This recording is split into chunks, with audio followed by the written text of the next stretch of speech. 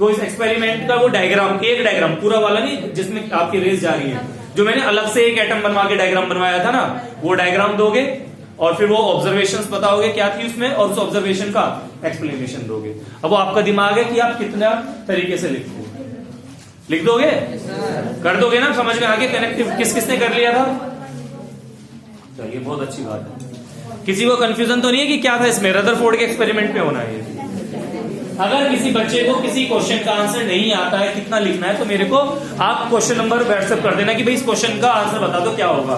मैं उस क्वेश्चन का आंसर लिखकर या जैसे भी मेरे पास आंसर की अवेलेबिलिटी होगी, चाहे मैं किसी साइट पे से दूं, लेकिन मैं आपका एक एग्जैक्ट आंसर पहुंचा दूंगा। ठीक है, और बताइए 33 बताया तो था, नहीं बताया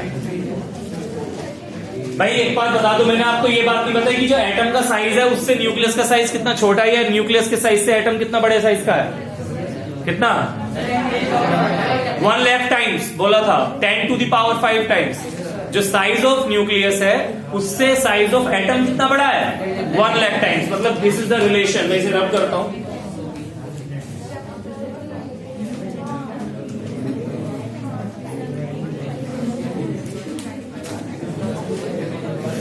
साइज मतलब हमने बताया था आपको, साइज जब बात करते हैं एटम की तो साइज हम रेडियस या डायमीटर की टर्म्स में बात करते हैं। तो साइज ऑफ न्यूक्लियस या साइज ऑफ एटम लिखता हूं is 10 to the power 5 times of size of nucleus.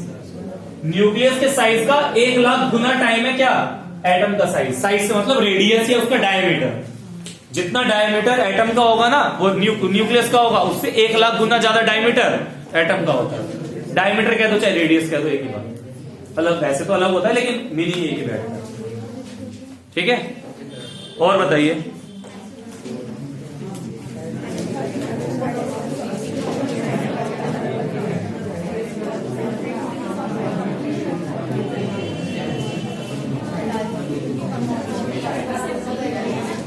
मैं कुछ नहीं पूछना, तो जब टेस्ट ही नहीं जा रहा आएगा पढ़ना। असाइनमेंट देखूंगा लेकिन तुम्हारा अभी पढ़ लिया। कल टेस्ट तो दे रहे हो आप बस। कौन है हमारे बैच में बेटा जो जिनकी ऐसी एक ही बच्चे, भाई आगे में प्रिया दोगे कल टेस्ट, आप दे रहे, कितनी अच्छी बच्ची है। और कौन है आप देंगे, फिर आपने करा हुआ केमिस्ट्री के दोनों चैप्टर करे हुए हैं ना, टेस्ट दोगे कल, दे दोगे, रिविजन कर लेना, उस बाद में प्रिपरेशन हो जाएगी आप। एक हमारे कौन है इस बैच में जो नहीं आ रहा है एट प्रेजेंट जो है, कल आप तो कहीं जा रहे हो, वैसे तो टेस्ट दे रहे हो आप, सौरभ नहीं दे रहा है बस। कल नहीं आ रहे, मैं बता रहा हूं, वैसे सारे टेस्ट कौन दे रहे हैं, अधिकतर बच्चे सभी दे रहे हैं, बस किसको छोड़कर, ठीक है, कशिश को छोड़कर और सौरभ को छोड़कर। ये हमारे 2 प्रिय बच्चे हैं जो टेस्ट नहीं दे रहे हैं। कोई बात नहीं बेटा, आप अपनी टेस्ट की कॉपी देखी आपने, सब कुछ कहती है वो। इट्स लाइक कि कोई इंसान की फैमिली है बहुत बड़ी, एक सिंगल पर्सन है उसमें कमाने वाला, ठीक है, वो फिर भी मेहनत नहीं कर रहा है कि मैं मेहनत कर, जबकि कर सकता है लेकिन फिर भी नहीं कर रहा। ये वही सिचुएशन है, जरूरत भी है। इसका moral of the story is कि जरूरत भी है लेकिन कर नहीं रहे हैं। आप टेस्ट कॉपी देखिए, आपकी कितनी घटिया टेस्ट कॉपी है। आपको जरूरत है पढ़ने की, तरीके से टेस्ट देने की, उस बहाने से कुछ करने की, लेकिन नहीं दे रहे हैं। क्या मौसी की लड़की की शादी है और किसकी है, शादी भी है और?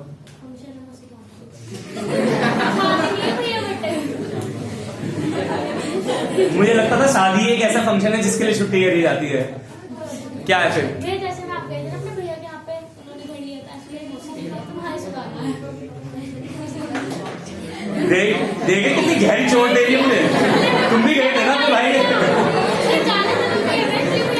चलिए बस बस बस, तुमने आरोप लगा के बात करी हम पे।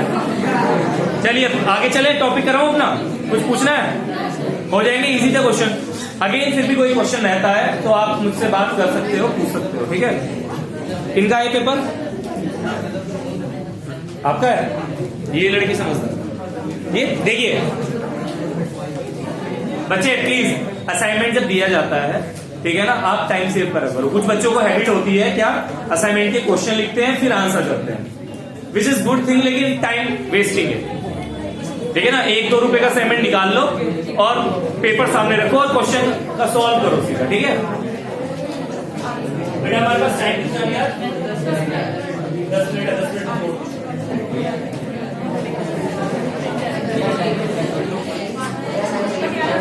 हाँ पढ़ा रहा हूँ, टाइम खराब हो गया, मतलब खराब नहीं हुआ लेकिन पढ़ाई नहीं हो पाई।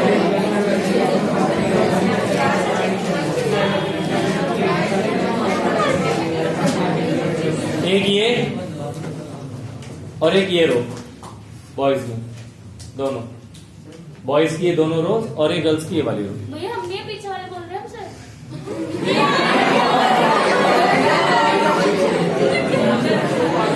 पता है झूठा झूठा किसी पे इल्जाम लगा दो तो सच सामने आ जाता है, ये वही है। मैं रक्षिता को डायरेक्टली गया था तो बच्चे भी कहते भैया रोज नहीं क्यों कहते रहते हैं, तो मैंने तो आपका नाम लिया, इन्होंने सच बता दिया। चलिए फॉर्म्स ऑफ एनर्जी पढ़ रहे थे बेटा। देखिए असाइनमेंट आप लोगों ने किसने ऑनेस्टली नहीं करा ये बताइए, ऑनेस्टली किसने नहीं करा, प्रिया तो आई नहीं रही थी, और सबने कर लिया, ट्रस्ट कर सकते हैं। थोड़ा कराओ या ज्यादा कराओ, करा अटेम्प्ट आपने नहीं करा। मम्मी की तैयारी करवा रही, मम्मी जाएंगी शादी में। एक बात कह के खत्म करूंगा यहाँ पे लाइन और टॉपिक शुरू करूंगा। अपनी लाइफ की प्रायोरिटी चेंज कर लो, और प्रायोरिटी क्या कर लो, अपना करियर। जो ये कर लेगा वो उतना ही अच्छा सक्सेसफुल हो जाएगा। ठीक है, मिसमैनेजमेंट आपकी लाइफ का नाश कर देगा। टेस्ट पेपर पे मैंने इसलिए लिखी थी वो लाइन गहरी, वो आपने पढ़कर भी समझी नहीं है, और ये रियलिटी, ग्राउंड रियलिटी है ये। आपका फेलियर का रीजन आप खुद अपनी बेवकूफी फालतू के रीजन देते हैं हमें आके। भाड़ में जाए किसी की शादी, भाड़ में जाए, कुछ अपना काम पहले देखो भाई। मैं बोल रहा हूं एक बात, चलिए नहीं समझेंगे तो बेटा नुकसान खाएंगे, फिर आगे वही होगा प्रोसेस, एक लाइफ का खत्म हो जाएगा। पढ़ाई, कॉलेज, शादी, आगे की लाइफ, बीच की लाइफ खत्म तुम्हारी, यही होगा। गलत नहीं है, और लड़कों को तो ये भी ना होने का लड़कों को तो ये भी ना होने का। चलिए मैकेनिकल एनर्जी लिखे, देखिए the sum of kinetic energy, the sum of, sum मतलब एडिशन वाला सम, SUM। तो हम कल फॉर्म्स ऑफ एनर्जी पढ़ रहे थे और मैकेनिकल एनर्जी की बात कर रहे थे कि भाई मैकेनिकल एनर्जी एक फॉर्म ऑफ एनर्जी है, और मैकेनिकल एनर्जी क्या होती है, it is the sum of kinetic energy and potential energy. तो भाई काइनेटिक एनर्जी और पोटेंशियल एनर्जी का जोड़ क्या है आपका, मैकेनिकल एनर्जी कहलाता है। और काइनेटिक और पोटेंशियल एनर्जी कल मैंने आपको बताई थी कि भाई काइनेटिक एनर्जी क्या है, जब कुछ आप वर्क डन कर रहे हो, पहले तो एक बात क्लियर कि वर्क डन करते हैं तो जितना वर्क डन करते हैं जिस चीज के ऊपर, उस ऑब्जेक्ट में उतनी एनर्जी स्टोर हो जाती है। किसी के ऊपर 100 जूल का वर्क डन किया तो उसमें 100 जूल एनर्जी गई, किसी के ऊपर 1000 जूल का वर्क डन किया तो उसके अंदर 1000 जूल एनर्जी गई। अब वर्क डन पे डिपेंड करता है कि क्या वर्क डन किया गया है, उस हिसाब से उस एनर्जी को नाम दे देते हैं।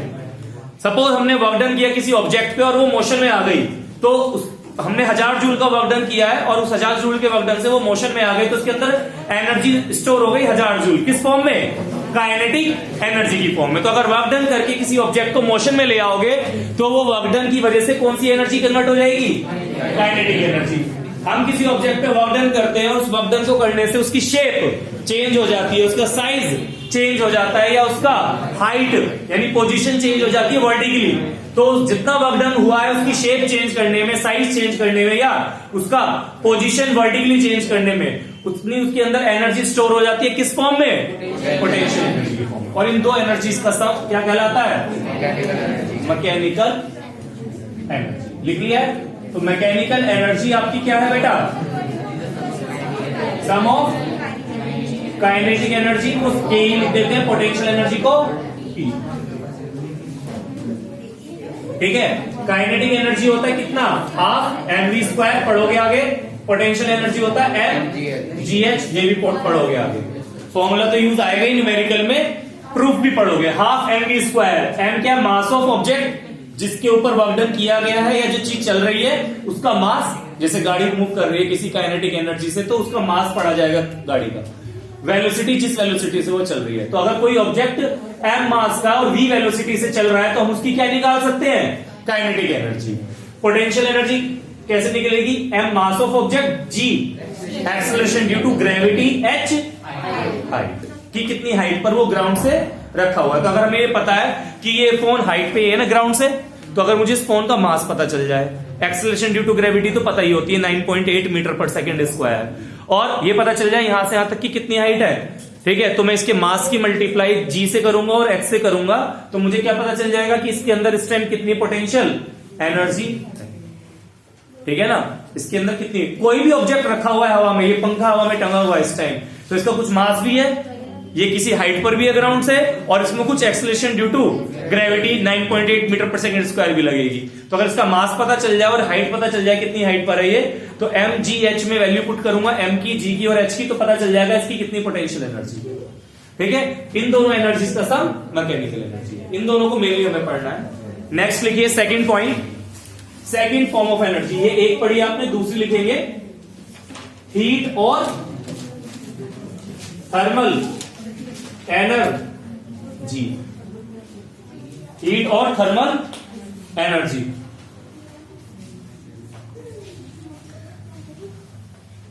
तो हीट और थर्मल एनर्जी क्या है? थर्म वर्ड किस लिए यूज करते हैं मीनल? थर्मस है घर में?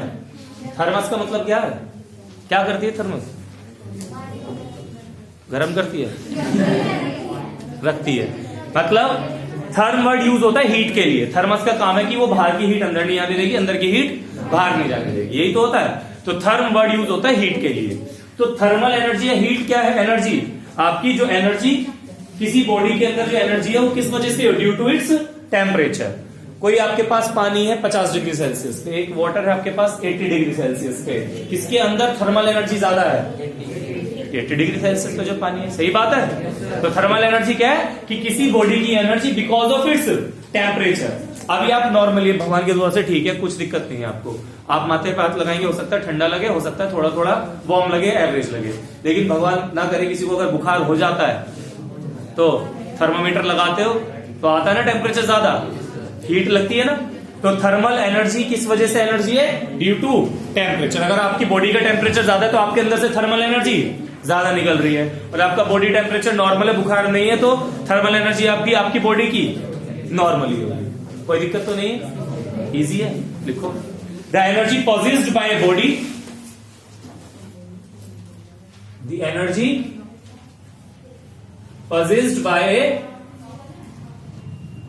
body due to its temperature। Simple है, हाँ जी, इजी है। नेक्स्ट लिखेंगे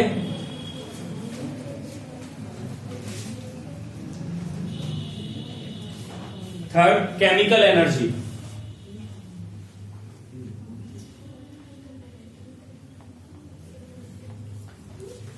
केमिकल एनर्जी, तो केमिकल एनर्जी क्या है? The energy released in, chemical energy क्या है भाई? कोई केमिकल रिएक्शन करा रहे हैं आप, तो उस केमिकल रिएक्शन में जो एनर्जी रिलीज होगी उसको हम क्या बोल देंगे बेटा?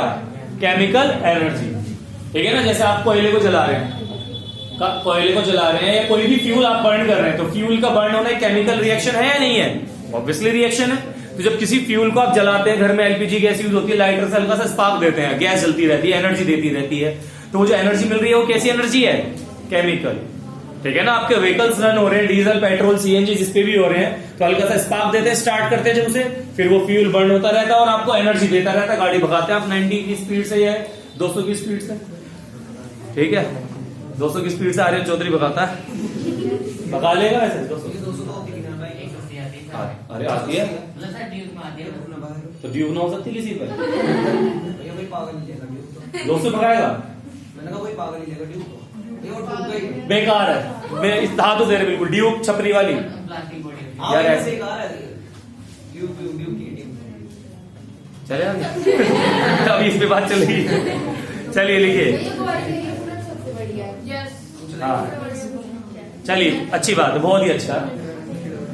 The energy release in chemical reactions, chemical energy में लिखना है energy release in chemical reactions, ठीक है। नेक्स्ट लिखिए साउंड एनर्जी, साउंड एनर्जी,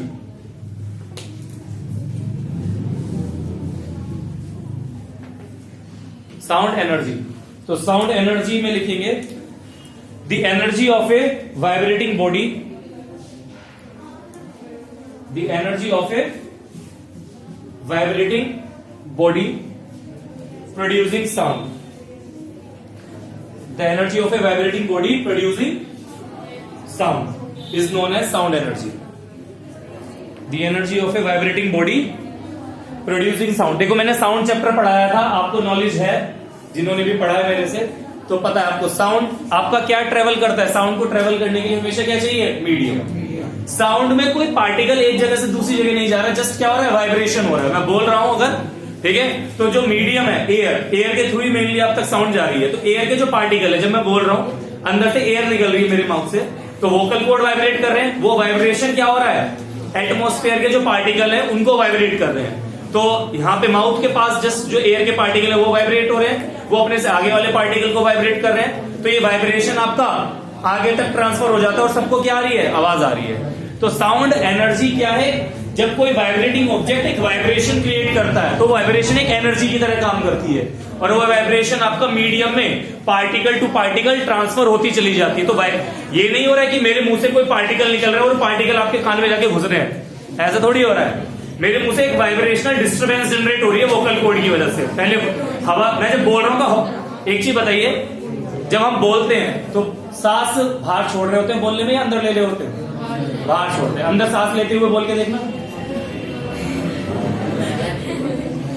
बोल के देखो, अंदर ब्रीद इन करते हुए बोल के देखो, बोला जा रहा है, हाँ, एक आवाज नहीं निकलेगी। बाहर आप हवा छोड़ते हैं, एयर एक्सहेल करते हैं, जब बाहर हवा छोड़ते हैं तो वोकल कॉर्ड वाइब्रेट करते हैं, उससे बाहर के पार्टिकल। तो जो वाइब्रेशनल डिस्टर्बेंस, अरे सुनो, वाइब्रेशनल डिस्टर्बेंस जो जनरेट होती है वो ट्रांसफर हो रही है। तो वाइब्रेटिंग ऑब्जेक्ट से निकलने वाली वाइब्रेशन वो एक एनर्जी का काम करती है, जिसे हम क्या कह देते हैं, साउंड एनर्जी। नेक्स्ट लिखिए electric energy,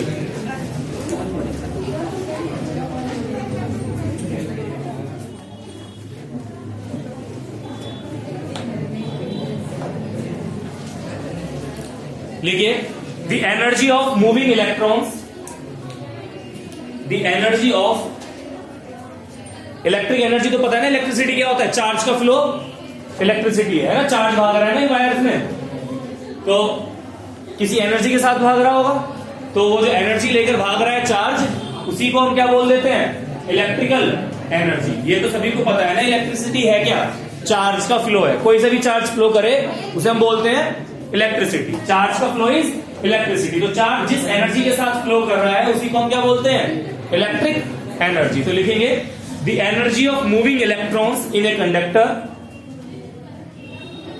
the energy of moving electrons in a conductor